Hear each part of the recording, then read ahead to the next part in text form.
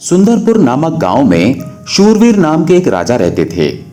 वो अपने गांव वालों की बहुत ही अच्छे से सेवा करते थे। राजा की प्रजा भी उनसे बहुत प्रेम करती थी। एक दिन राजा अपने मंत्री से पूछते हैं, मंत्री जी, क्या खबर है हमारे राज्य की? मंत्री जी बताते हैं, महाराज, गांव में सब कुछ ठीक चल रहा है।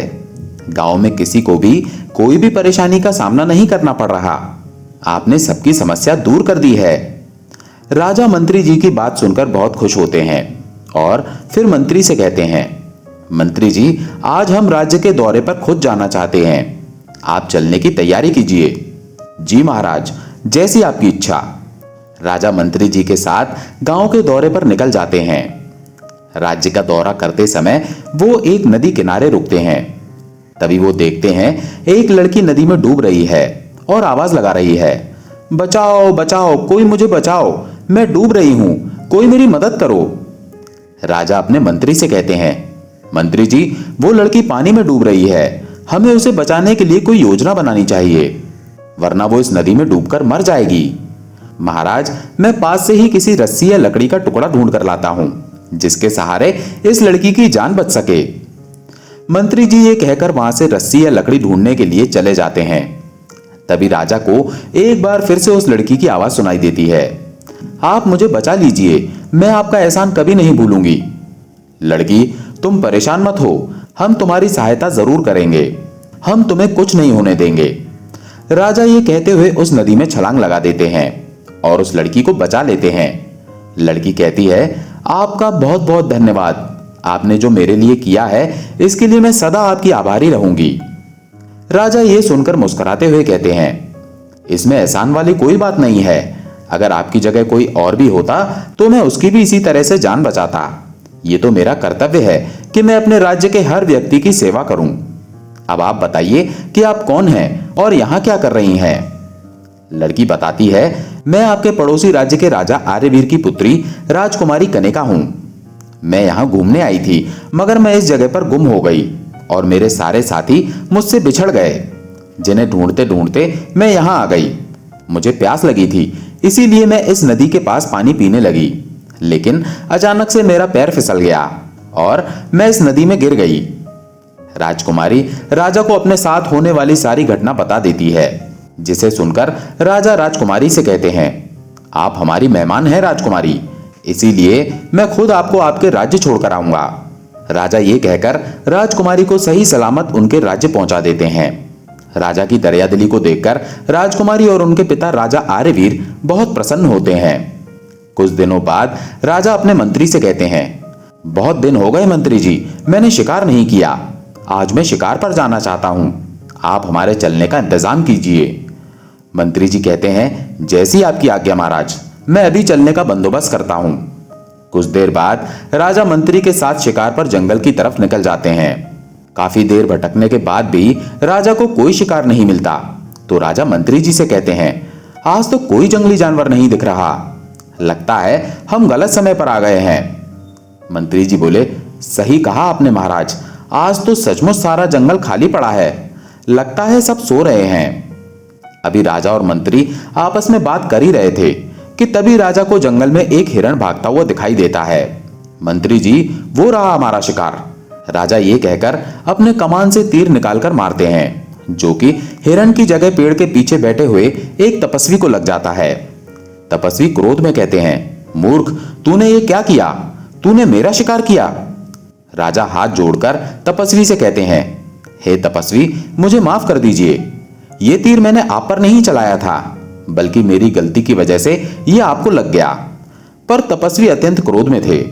वो बोले, मूर्ख, तूने मुझे ही तीर मारा है।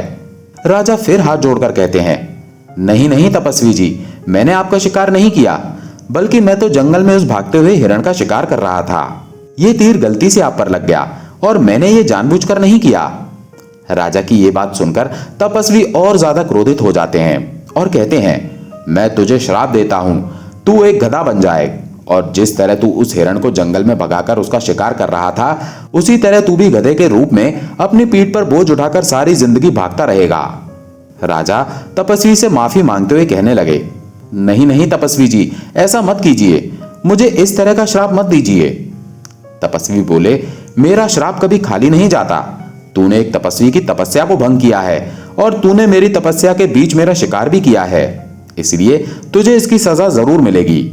राजा तपस्वी बाबा से माफी मांग ही रहे थे कि तभी मंत्री जी तपस्वी से कहते हैं, हे तपस्वी बाबा, हमें माफ कर दीजिए, लेकिन मैं आपको बताना चाहता हूं कि हमारे राजा बुरे नहीं हैं, वो तो बहुत अच्छे हैं। हमारे राजा अपने राज्य और राज्य के लोगों से बहुत प्रेम करते हैं, साथ ही अपनी प्रजा की बहुत मदद भी करते हैं। वो इस जंगल में उस हिरण का शिकार इसलिए कर रहे थे क्योंकि वो हिरण गांव वालों की फसलों को बर्बाद कर देता है, इसलिए महाराज खुद उस हिरण का शिकार करने निकले हैं। लेकिन गलती से उनका तीर आपको लग गया, इसमें महाराज की कोई गलती नहीं है। कृपया करके आप उन्हें माफ कर दीजिए। तपस्वी मंत्री की बात सुनकर बोले, अब तो मैंने श्राप दे दिया है और इसे मैं बदल नहीं सकता। अब तुम जीवन भर गधे के रूप में ही रहोगे, लेकिन हाँ, इसका एक उपाय है। अगर कोई राजकुमारी तुमसे तुम्हारे गधे वाले रूप में ही विवाह कर ले तो तुम फिर से अपने इंसानी रूप में आ जाओगे, लेकिन यह तभी संभव है जब कोई राजकुमारी तुमसे तुम्हारे गधे वाले रूप में ही विवाह करे। राजा ये सुनकर बहुत दुखी होते हैं और कहते हैं, हे तपस्वी, अभी की बात और है। अभी मैं एक इंसान के रूप में हूं, लेकिन गधे का रूप लेने के बाद कोई मुझसे शादी क्यों करेगा? आज के दौर में गधे से कौन विवाह करता है और कोई भी राजकुमारी ऐसा क्यों करेगी? तपस्वी बोले, ये तो तुम और तुम्हारे कर्म जान सकते हैं। अगर तुम्हारे कर्म अच्छे हैं तो इस जन्म में जरूर कोई ना कोई तुमसे तुम्हारे गधे वाले रूप में विवाह करेगी। तपस्वी की ये बात सुनकर राजा वहीं बैठे रहते हैं और कुछ देर बाद गधे के रूप में आ जाते हैं। राजा गधे के रूप में आकर खुद ही लोगों के बीच जाकर लोगों का बोझ उठाते हैं और फिर भागते रहते हैं। मंत्री जी ये देखकर बहुत ही दुखी रहते हैं। एक दिन मंत्री जी महल में बैठे थे, तभी वहां पड़ोसी राज्य के राजा आर्यवीर आते हैं और कहते हैं, मंत्री जी, मेरा नाम राजा आर्यवीर है। मैं आपके पड़ोसी राज्य से आया हूं। मुझे राजा शूरवीर से कुछ जरूरी बात करनी है। मंत्री जी कहते हैं, महाराज तो यहां नहीं है, आप मुझे वो बात बता दीजिए, मैं उन्हें बता दूंगा। राजा आर्यवीर कहते हैं, नहीं, मुझे राजा शूरवीर से ही बात करनी है। मंत्री जी बोलते हैं, राजा आर्यवीर, अभी तो यह संभव नहीं है। राजा आर्यवीर कहते हैं, राजा शूरवीर कहाँ हैं? आप मुझे उनका पता बता दीजिए, मैं उनके पास जाकर उनसे बात कर लूंगा।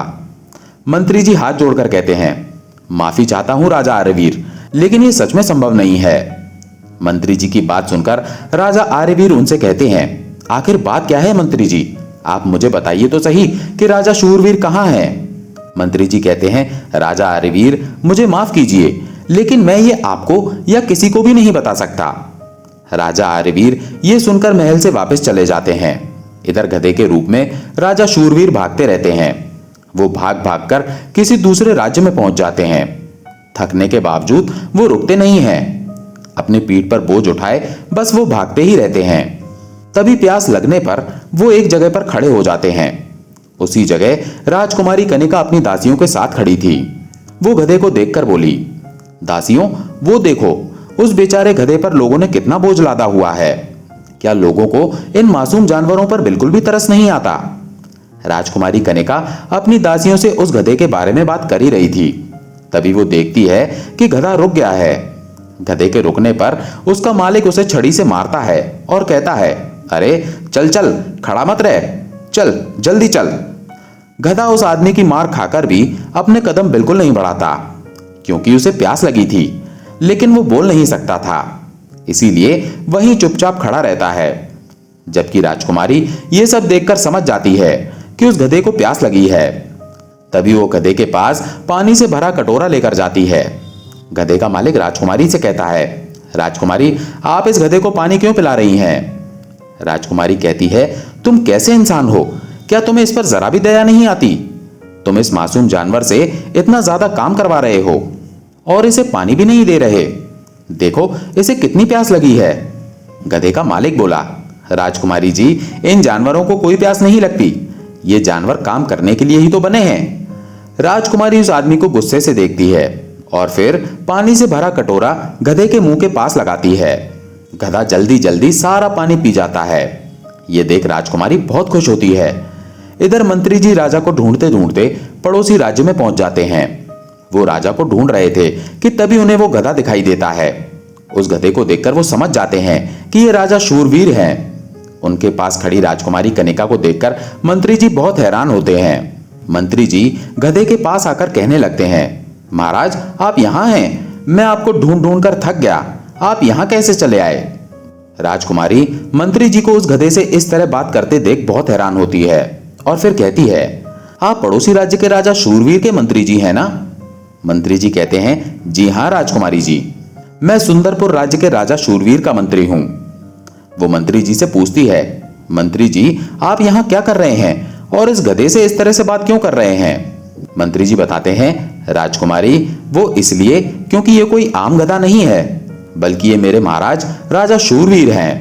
राजकुमारी चौंक कर कहती है, क्या ये राजा शूरवीर हैं, मगर ये गधे के रूप में क्यों हैं। तब मंत्री जी बताते हैं, जंगल में शिकार करते समय महाराज जी का तीर एक तपस्वी को लग गया था, जिस वजह से तपस्वी ने उन्हें गधा बनने का श्राप दे दिया। राजकुमारी बोली, ओह ये तो बहुत बुरा हुआ मंत्री जी, लेकिन इसका कोई उपाय भी तो होगा, महाराज कैसे ठीक होंगे। मंत्री जी बताते हैं, राजकुमारी इसका एक उपाय तो है, लेकिन ये एक ऐसा उपाय है जो नामुमकिन लगता है। राजकुमारी कहती है, क्या उपाय है बताइए मुझे, शायद मैं महाराज की कोई मदद कर सकूं। मंत्री जी बताते हैं, उपाय ये है कि महाराज के गधे वाले रूप से ही किसी राजकुमारी को उनसे विवाह करना होगा और राजकुमारी से विवाह करते ही राजा अपने असली रूप में आ जाएंगे। राजकुमारी कनिका कहती है, तो इसमें कौन सी बड़ी बात है मंत्री जी, महाराज तो इतने अच्छे और दयालु हैं कि उनसे कोई भी राजकुमारी शादी करने के लिए तैयार हो जाएगी। मंत्री जी कहते हैं, यह नामुमकिन है राजकुमारी, क्योंकि इस सच्चाई को कोई नहीं मानेगा और कोई भी राजकुमारी किसी गधे से विवाह करने के लिए नहीं तैयार होगी। मंत्री जी की बात सुनकर राजकुमारी फौरन कहती है, मंत्री जी मैं महाराज से विवाह करूंगी, आप अभी इसी समय महाराज को लेकर मेरे महल मेरे पिताजी के पास पहुंचें। कुछ देर में राजकुमारी अपने पिता के पास जाती है और राजा शूरवीर से शादी करने की इच्छा जताती है, जिसे सुनकर राजा आर्यवीर बहुत गुस्सा हो जाते हैं और कहते हैं, राजकुमारी ये आप क्या कह रही हैं, आप इस गधे से विवाह करेंगी। राजकुमारी कहती है, पिताजी ये गधा कोई आम गधा नहीं है, बल्कि राजा शूरवीर हैं और कुछ समय पहले आप भी तो मेरे विवाह के लिए राजा शूरवीर से मिलने गए थे, तो फिर अब क्यों मैं इनसे विवाह नहीं कर सकती। राजा आर्यवीर कहते हैं, पहले की बात और थी, पहले राजा शूरवीर इंसानी रूप में थे, अब वो एक गधा बन गए हैं और ये भी तो जरूरी नहीं कि वो अपने इंसानी रूप में वापस आ जाएंगे। राजकुमारी बड़ी दृढ़ता से बोली, कुछ भी हो पिताजी, ये विवाह मैं जरूर करूंगी, चाहे मुझे सारी जिंदगी उनके गधे वाले रूप के साथ ही क्यों ना रहना पड़े।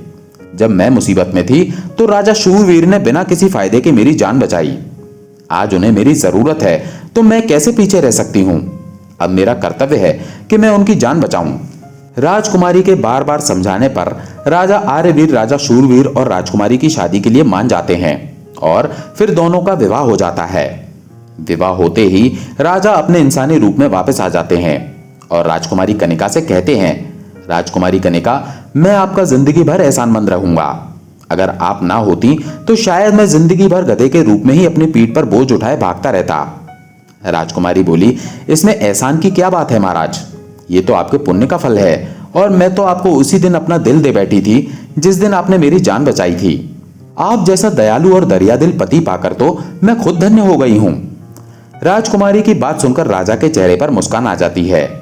राजा को वापस इंसानी रूप में देखकर मंत्री जी और राजा आर्यवीर भी बहुत खुश होते हैं।